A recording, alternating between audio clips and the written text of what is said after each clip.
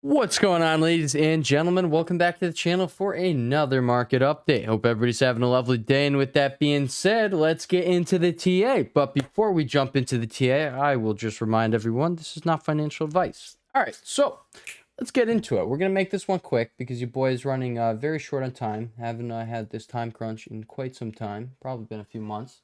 So we are actually going to be making this video under 10 minutes, guys. I am sticking with that. All right. I don't care where we are when that time hits.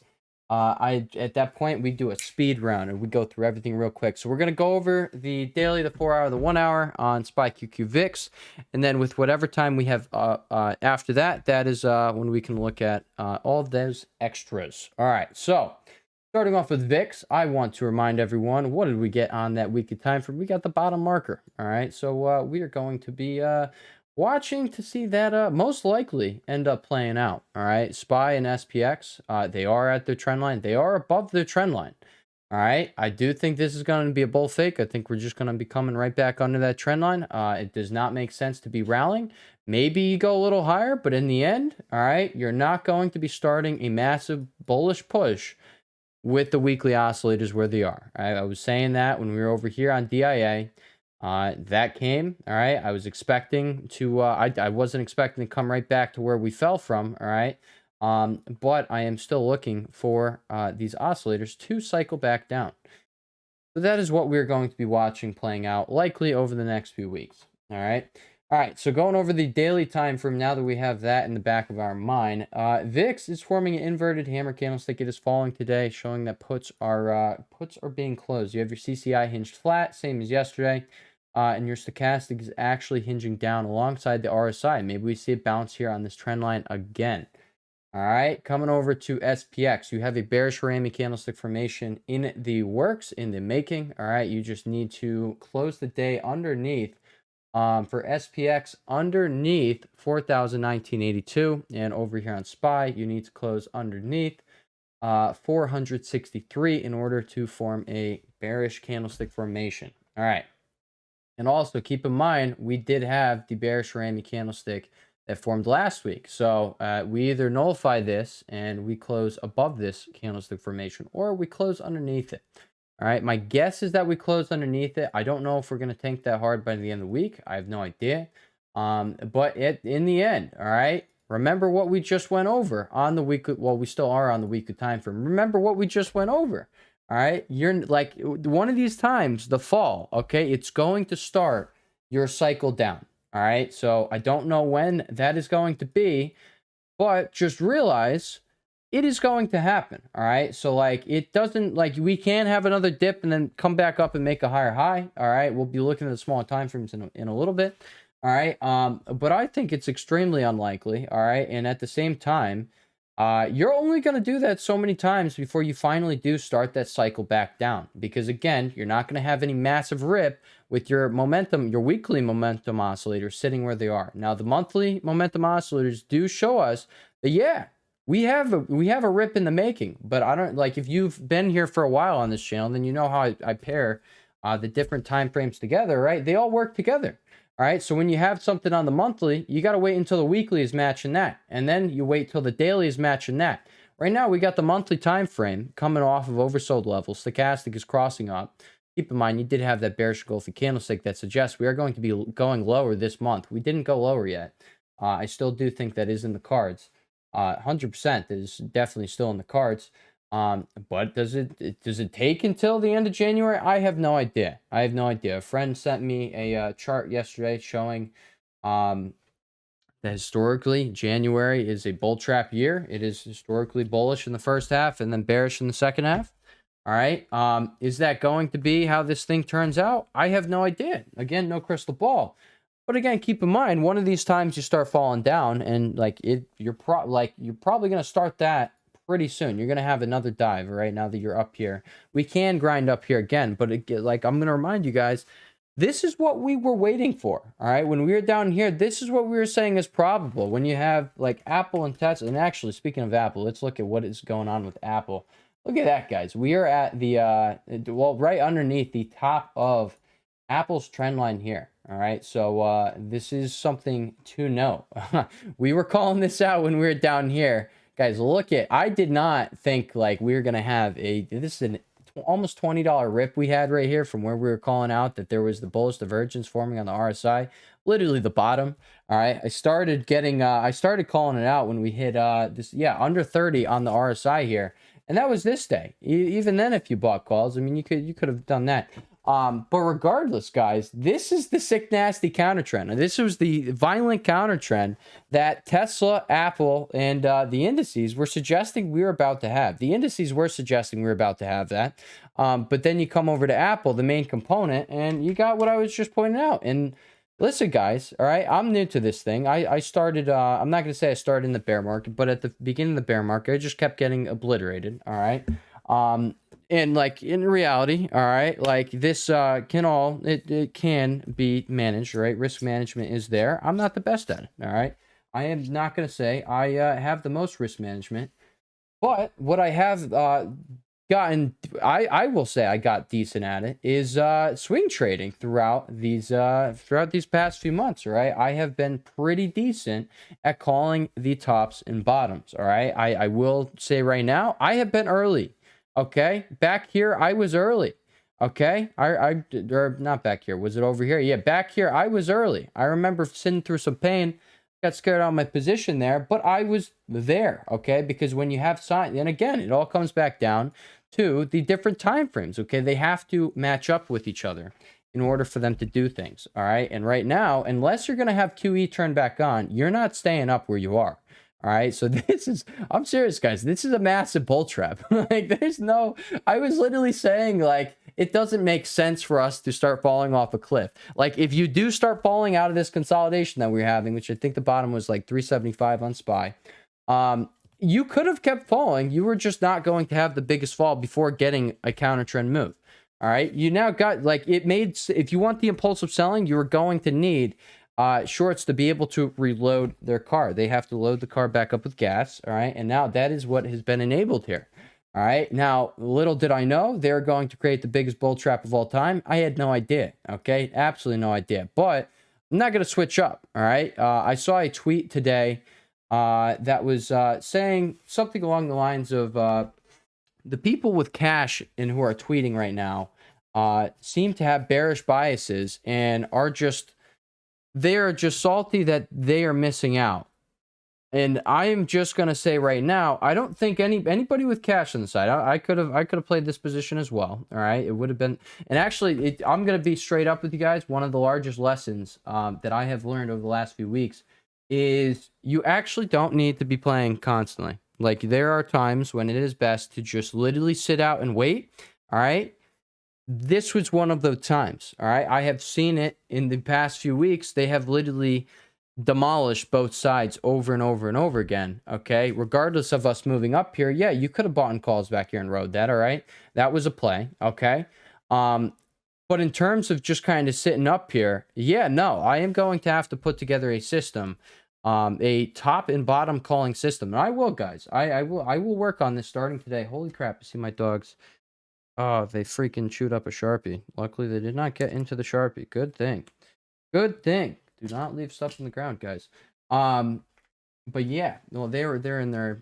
I think they finally have their teeth giving them sensations, and they just want to chew things now. So, I mean, kind of went through a little stage of that at first, but now I think it's full force. They're in that stage. And they want to play tug of war, and it is super fun. All right. But yeah, guys, I will be putting together a system of like a pretty much, and I talked about this a few months ago. I didn't really have the best idea. Like, this here on this channel, just realize, guys, all right, this is not someone who has years and years of experience. This is someone who has, we'll say, a year and a half of getting wiped out a lot of freaking times. All right. I don't know the exact amount of times. All right. But that's not what I'm trying to advertise here on this channel. All right. Well, all this channel is like, yeah, you get my TA. But you are seeing my journey as I move, okay? As I go on, okay? You are seeing the creation of this skill set, all right? And look back a few months ago, I guarantee the TA was not nearly as accurate as it is right now. And I guarantee the videos just were not smooth. I remember making them. And I was like, who the heck is going to watch this? But I remember, okay, guys, consistency is key. You just got to keep showing up to the plate. And, like, that's what I started, like, forgetting that recently, all right? I've kind of, like... Like someone mentioned in the Weeble comments, oh, he's been less confident. I have not been less confident, okay? Nobody tell me I've been less confident. If you think I sound less confident, it's because I started getting an absolute crap ton of messages of people down and pretty much blaming me for that, which, like, I get it, okay? I will not be advertising like, hey, all right, you don't know what to do, just follow my... I will not, never again, I will be advertising that. Not happening. All right. But the only reason I started saying like this is not financial advice and like that is because I got a crap ton of people who just like you know, just got wrecked with me. All right. And like I don't know why anybody's clowning on me, like as if like I'm not exposing myself to that. Like that it's public info. You only get the clown on me because I allowed you to. All right. So like again, I don't even understand why someone is going to do so. But at the end of the day, guys, I'm not less confident. I fully acknowledge the dealers are literally in max pain mode right now. They are freaking, you know, they're exactly that. They're max pain. I told someone yesterday, that I was going to be, what did I say? I was going to be building max pain into my trading just because, you know what? The dealers, guys, they are pretty much right all the time. And it makes perfect sense that they're going to do the things that, like, you know, they constantly, like, the market moves against the crowd and the dealers only benefit when the crowd loses. So, because the vast majority of people need to lose their money, so they pay out only a little amount of people in comparison to them.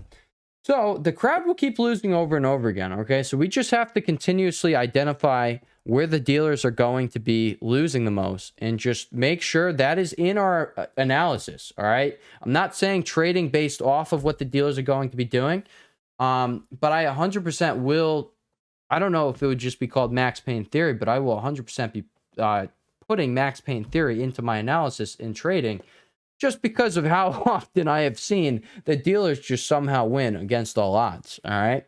All right. So also, I will say volume, guys, is absolutely amazing. Okay. Volume did tell us that we were probably going to be stalling out today or falling today.